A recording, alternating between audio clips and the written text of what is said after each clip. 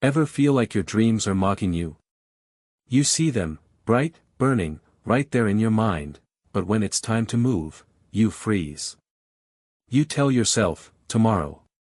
I'll start tomorrow. And then tomorrow comes, and it looks exactly like today. You wake up, check your phone, scroll for a few minutes, tell yourself you'll start after breakfast, and before you know it, it's midnight again. Another day gone. Another promise broken. And deep down, it hurts. Because you know you're meant for more. You feel it, that quiet ache inside your chest when you see someone chasing their dreams while you're stuck overthinking yours. But let me tell you something that might shake you a little. It's not your lack of talent. It's not your lack of intelligence. It's not even that you're lazy. No. It's because you've been taught to believe that action has to feel big, that success starts with massive moves, dramatic changes, bold decisions. But that's a lie. The truth is this. Dreams don't die from lack of passion. They die from lack of small beginnings. The hidden trap. Let's talk about what's really happening when you say, I'll do it later. Your brain isn't your enemy. It's just comfortable. It's wired to keep you safe, to avoid discomfort, to protect your energy. So when you think about writing that book, or starting that business, or getting fit, your brain says, that sounds hard. That sounds painful. Let's do something easier. And boom, you reach for your phone, or your TV remote, or that snack that numbs the guilt. But listen carefully, that moment right there, that tiny decision to delay, that's where dreams are buried. Not in failure. Not in rejection. In delay. Procrastination is the silent killer of potential. It doesn't destroy your dream all at once. It kills it softly, day by day, one, maybe tomorrow, at a time. And what's worse? The more you delay, the heavier the weight gets. You start to believe it's part of you. You start saying, I'm just not motivated, or, I guess I'm lazy, or, maybe I'm not meant for this. But that's not true. That's conditioning. That's fear wearing the mask of logic. You are not lazy. I want to say this loud and clear so it gets through the fog. You are not lazy, you are overwhelmed. You see, the human brain doesn't hate work. It hates confusion. It doesn't freeze because you don't care, it freezes because it doesn't know where to start. When the mountain looks too high, you don't even take the first step. You don't even lace up your shoes. You think, what's the point? It's too big, too far, too hard. But here's the secret successful people know. They never climb the mountain. They climb one rock. One step. One breath. Over and over. That's it. Success isn't a single massive act, it's 1,000 tiny acts, done daily, done consistently, until momentum takes over. And once momentum takes over, motivation becomes irrelevant. The first flame. Let's say you want to write a book. And you've been dreaming of it for years. You imagine the cover, the message, the impact. But every time you sit down, you freeze. Why? Because in your mind, you're not thinking of writing one page. You're thinking of writing 200. Your brain looks at that number, feels the weight, and says, too much. So it does what it always does when overwhelmed, it escapes. But what if you changed the game? What if you said, I'll just write one sentence? One. That's it. You lower the resistance. You make it possible. And that one sentence becomes 2, then 3, then a paragraph, and before you know it, you're writing your way out of procrastination. Small wins matter. They release dopamine, that chemical that makes you feel good, that tells your brain, hey, we're making progress. That's how you rewire your habits. Not through guilt, not through pressure, but through progress. The momentum myth. Let me tell you a story. There was once a man who wanted to get fit. Every morning he'd wake up, stare at his shoes, and tell himself he'd start tomorrow. One day, he made a rule, he called it the 2-minute rule. He promised himself he'd just put on his running shoes and stand outside for 2 minutes. That's it. No running. No pressure. Just 2 minutes. The first day, he stood there and went back inside. The second day, he walked to the gate. The third day, he took a short jog. 2 years later, that same man ran a marathon. It all started with 2 minutes. That's the secret. Not intensity. Consistency. You don't need to run a marathon today, you need to stand outside. You don't need to write a novel, you need to write one line. You don't need to build a business, you need to take one action. Because once you start moving, your brain shifts from hesitation to activation. And action, even the smallest, destroys fear. You are not lazy. I want to say this loud and clear so it gets through the fog. You are not lazy, you are overwhelmed. You see, the human brain doesn't hate work. It hates confusion. It doesn't freeze because you don't care, it freezes because it doesn't know where to start. When the mountain looks too high, you don't even take the first step. You don't even lace up your shoes. You think, what's the point? It's too big, too far, too hard.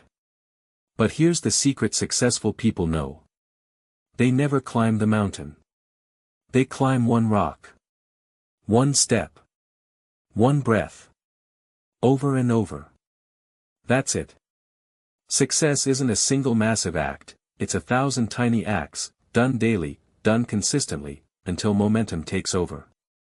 And once momentum takes over, motivation becomes irrelevant. The first flame. Let's say you want to write a book. And you've been dreaming of it for years. You imagine the cover, the message, the impact. But every time you sit down, you freeze. Why? Because in your mind, you're not thinking of writing 1 page. You're thinking of writing 200. Your brain looks at that number, feels the weight, and says, too much. So it does what it always does when overwhelmed, it escapes. But what if you changed the game? What if you said, I'll just write 1 sentence? 1. That's it. You lower the resistance. You make it possible. And that 1 sentence becomes 2, then 3, then a paragraph, and before you know it, you're writing your way out of procrastination. Small wins matter. They release dopamine, that chemical that makes you feel good, that tells your brain, hey, we're making progress. That's how you rewire your habits. Not through guilt, not through pressure, but through progress. The momentum myth. Let me tell you a story. There was once a man who wanted to get fit. Every morning he'd wake up, stare at his shoes, and tell himself he'd start tomorrow. One day, he made a rule, he called it the 2-minute rule. He promised himself he'd just put on his running shoes and stand outside for 2 minutes. That's it. No running. No pressure. Just 2 minutes. The first day, he stood there and went back inside. The second day, he walked to the gate. The third day, he took a short jog. 2 years later, that same man ran a marathon. It all started with 2 minutes. That's the secret. Not intensity. Consistency. You don't need to run a marathon today, you need to stand outside. You don't need to write a novel, you need to write 1 line. You don't need to build a business, you need to take 1 action. Because once you start moving, your brain shifts from hesitation to activation. And action, even the smallest, destroys fear. 2. The psychology of resistance, how the brain creates laziness. Let's get real for a second. If you've ever called yourself lazy. If you've ever looked at your to-do list, sighed, and thought, what's wrong with me? I want you to listen carefully to this truth. There's nothing wrong with you. You're not broken. You're not weak. You're not cursed with low motivation genes. You're human, and your brain is doing exactly what it was designed to do. See, the human brain wasn't built for success. It was built for survival. Our ancestors weren't chasing dreams, they were chasing food.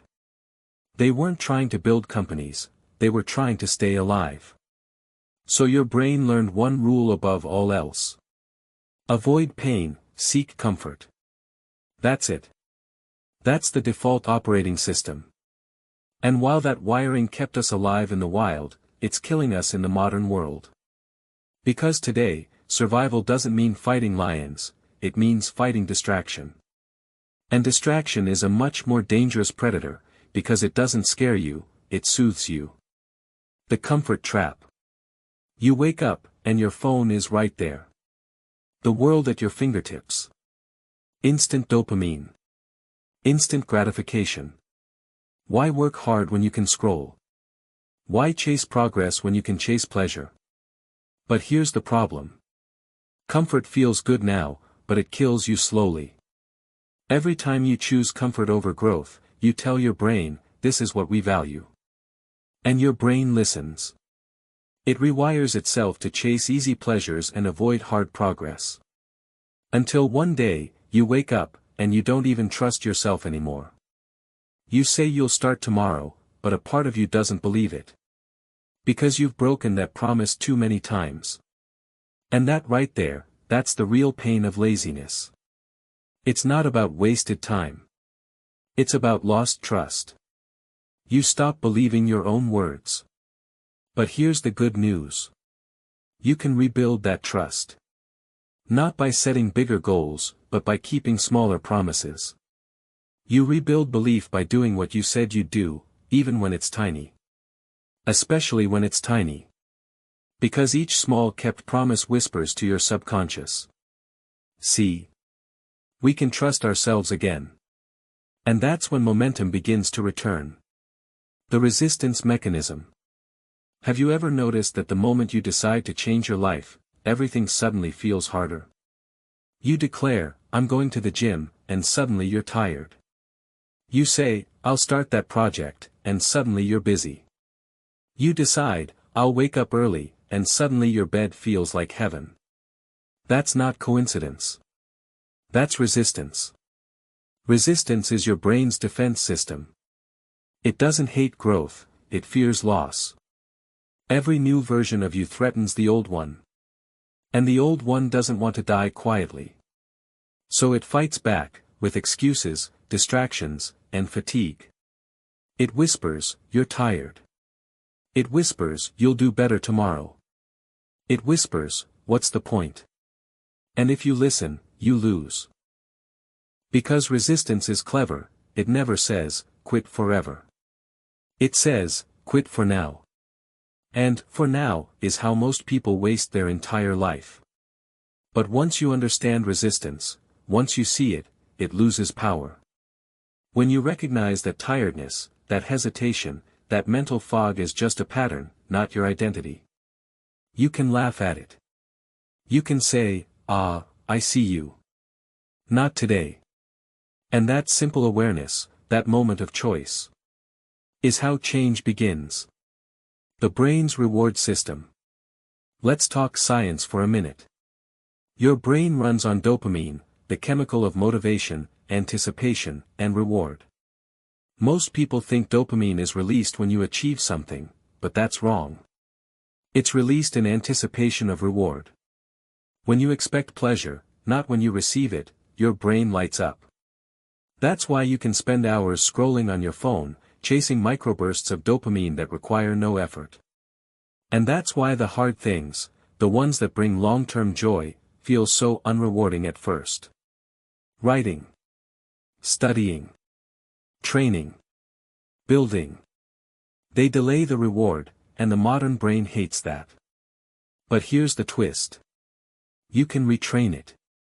You can teach your brain to crave effort. To associate effort with meaning, not pain. To connect discomfort with pride, not punishment. How? By celebrating the process, not just the result. If you wait to feel good until the goal is complete, you'll quit halfway. But if you celebrate every small act of progress, every workout, every paragraph, every focused hour.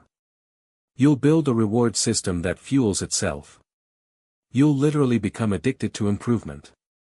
And that's the most powerful addiction there is. The guilt cycle. Now, let's address the part that eats people alive, guilt. You fail once, and you don't just feel disappointed, you feel ashamed. You tell yourself, see? I knew I'd mess it up. And that guilt becomes a chain. You carry it into the next day. You start to believe you'll always fail. And eventually, you stop trying, not because you're incapable, but because you're afraid to feel that shame again. That's the trap. You're not avoiding work, you're avoiding the emotional sting of failure. But hear me now. Failure is not shameful. Failure is feedback. You don't learn by succeeding, you learn by falling and rising again. Every success story is written in failure. Every master was once a disaster. So stop using guilt as punishment. Use it as data. Ask, why did I stop? What triggered that distraction? How can I make it easier next time? That's how you grow, not through judgment, but through understanding. The comfort equation. Let's simplify it. Every action you take is a balance between two forces. The pain you associate with doing it. The pleasure you associate with avoiding it. If the pain of doing something outweighs the pleasure, your brain says no. If the pleasure of avoiding it outweighs the pain, your brain says yes. That's why people say they can't stop procrastinating. It's not willpower, it's math. You've programmed the equation to favor comfort. The fix? Change the equation. Associate massive pain with staying the same. And massive pleasure with progress.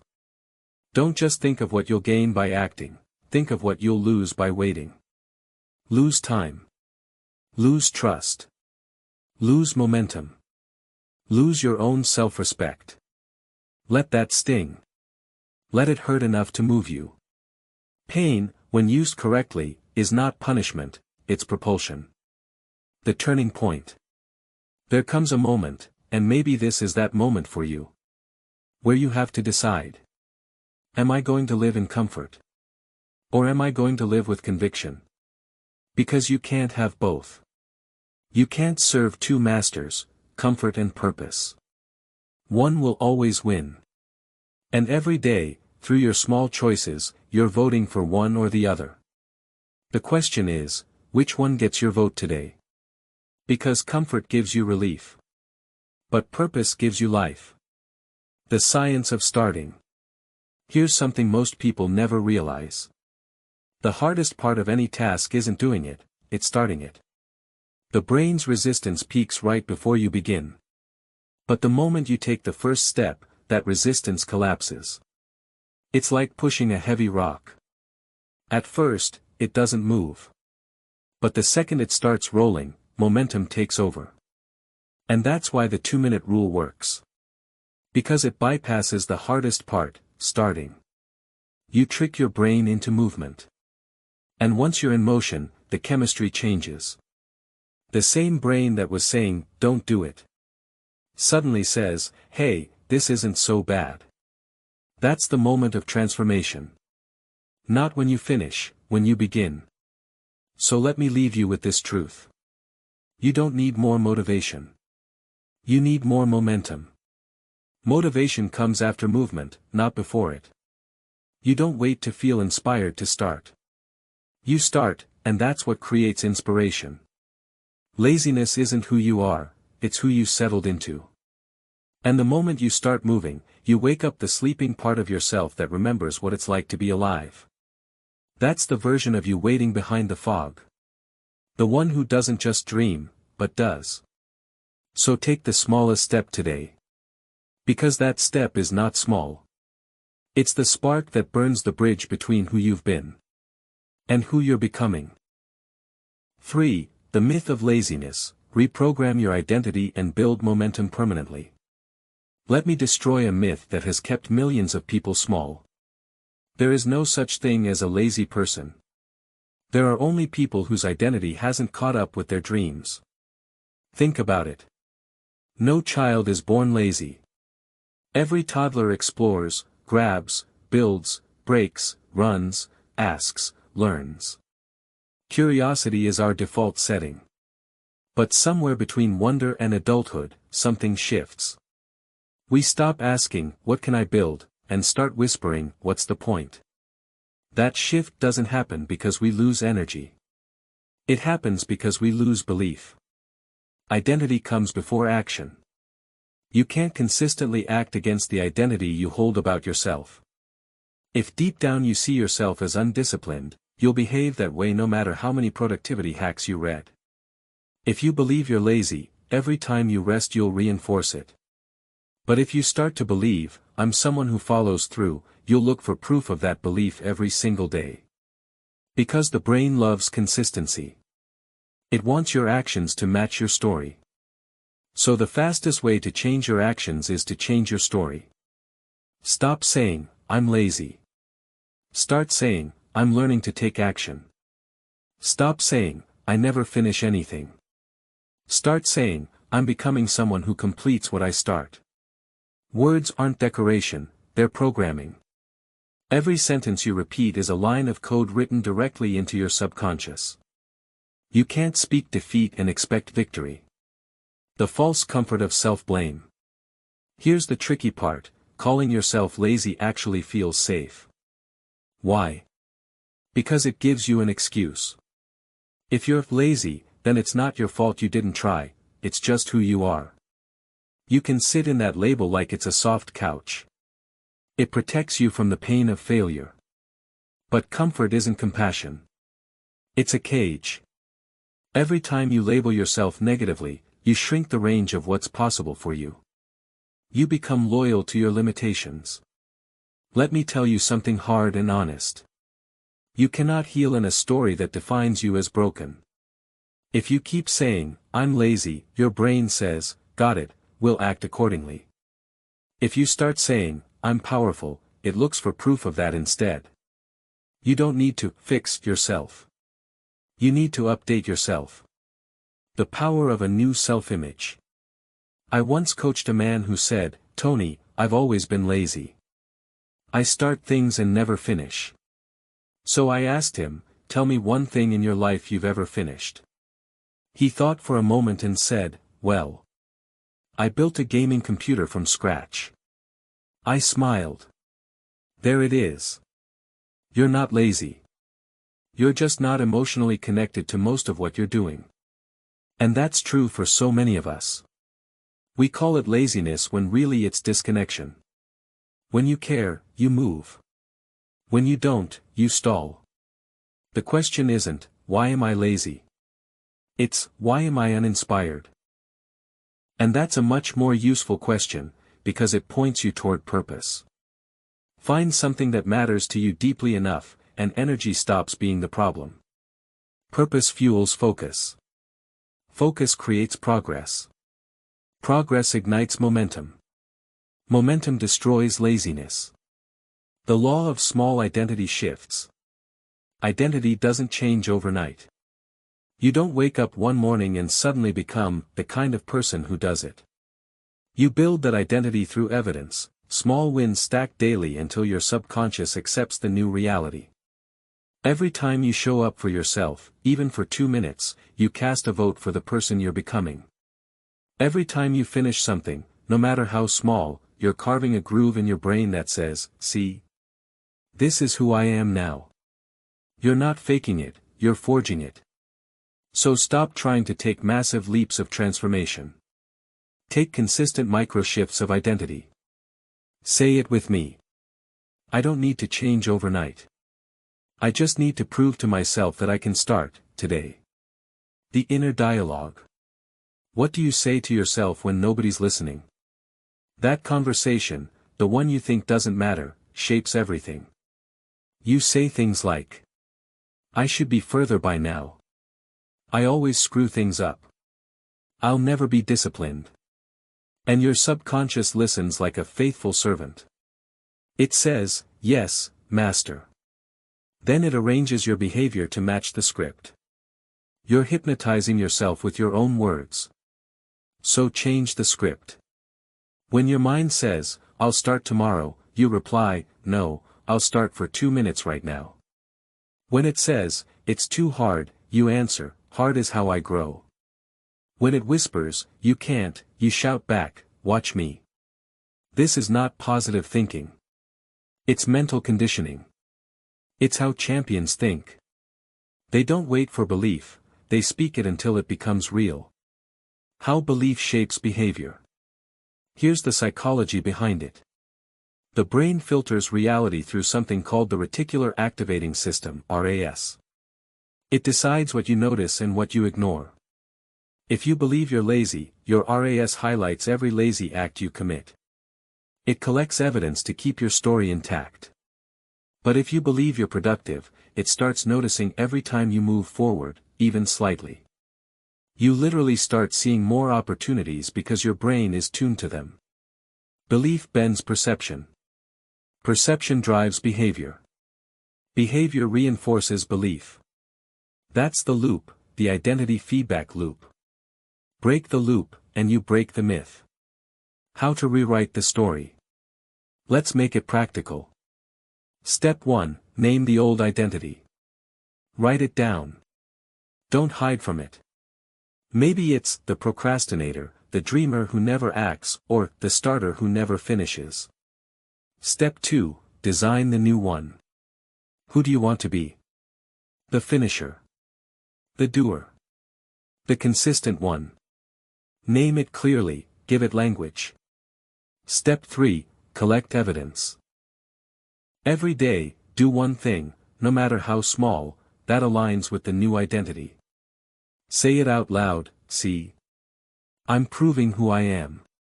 Step 4, anchor it emotionally. Don't just think it, feel it. Stand tall, breathe deep, move your body when you say it. Emotion locks the pattern in place. Step 5, repeat relentlessly. Because repetition is the mother of mastery. Identity doesn't come from what you do occasionally. It comes from what you do consistently. The momentum principle. Momentum is not motivation, it's a chain reaction. The first action ignites the next. The hardest push is always the first one. But once it's moving, it's easier to keep it rolling than to stop it. That's why starting small matters so much, because it creates movement, and movement is everything. You don't need to move fast, you just need to move forward. One step a day beats one burst a month. Because success is never built in explosions, it's built in drips. The emotional reset. Some of you are carrying years of frustration. You've started and stopped so many times that the weight of your own history is holding you down. You're tired of disappointing yourself. You're tired of believing and then breaking. I get it. But hear me. Every version of you that failed was just a draft. You are not the mistake, you are the author rewriting the story. Forgive the drafts. Use them. They were training chapters, not verdicts. Guilt drains energy, forgiveness restores it. You can't rise while you're kicking yourself for falling. So right here, right now, forgive yourself for every unfinished start. Say it out loud if you can. I forgive myself for the times I stopped. I'm starting again, and this time I stay. Why most people never escape the myth. Because they wait for motivation to return before they act. But motivation isn't the beginning, it's the result. You don't get motivated and then move. You move, and then you feel motivated. Action first, feeling later. That's the inversion that frees you. The ones who succeed aren't the ones who feel ready, they're the ones who act despite not feeling ready. They walk into the gym when they still feel lazy. They open the laptop when they still feel doubtful. They speak when their voice shakes. That's courage, not the absence of fear, but the decision to act in its presence. Build rituals, not resolutions. Resolutions fail because they depend on mood. Rituals succeed because they bypass it. You don't think, should I brush my teeth? You just do it. Make your goals like that. Anchor them to triggers